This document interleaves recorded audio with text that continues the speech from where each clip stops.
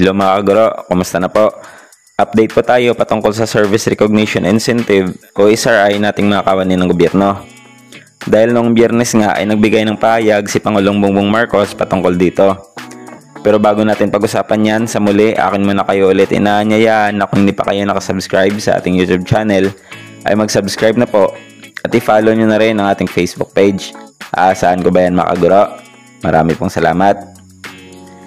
Noong nakaraang Biyernes nga, sa isang impromptu interview kay Pangulong Bongbong Marcos, ay sinabi niya mismo na handang tumulong ang ating pamahalaan sa kung anumang paraan para maibisan man lang ang paghihirap ng mga Pilipino, lalong-lalo na ngayon na tayo ay humaharap sa iba't ibang problemang pang-ekonomiya.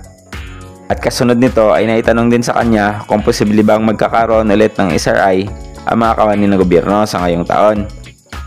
At ang kanyang naging sagot ay titignan pa muna kung makakaya ba itong tugunan ng ating naiwang budget bago magtapos ang isang fiscal year. O in short, titingnan pa muna kung makakaya ba ng naipong savings ng may iba't ibang kagawaran para may sakatuparan ng pagbibigay ng ganitong incentive. Dahil kung matatandaan na noong nakarang taon nga, ang naging basihan din ng pagbibigay ng SRI ay ang naipong savings din ng bawat kagawaran. Kung kaya tayong mga taga-DepEd ay nakatanggap nga ng halagang 15,000 pesos na Service Recognition Incentive dahil ito lang din ang nakayanan ng ating naipong savings sa ating kagawaran.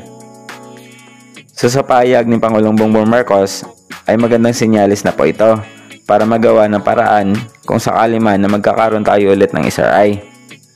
At least hindi nakakalimutan ni Pangulong BBM na mayroon palang ganitong incentive na natatanggap ang mga kawani ng gobyerno bago magtapos ang taon. So mayroon pa naman po tayong halos isang buwan para hintayin kung sakali mang makakaya talaga ng ating naipong savings para ibigay ang ating SRI. So let's hope and pray na sana nga ito ay may bigay din sa atin dahil magiging malaking tulong na rin ito kung sakaling ito man ay magkatotoo. So patuloy lamang po na umantabay para sa iba pa po nating mga update. Siguraduhin lamang po na nakasubscribe kayo sa ating YouTube channel para lagi kayong updated every time na meron tayong upload. So hanggang dito na lang muna mga kaguro. Salamat po sa panonood.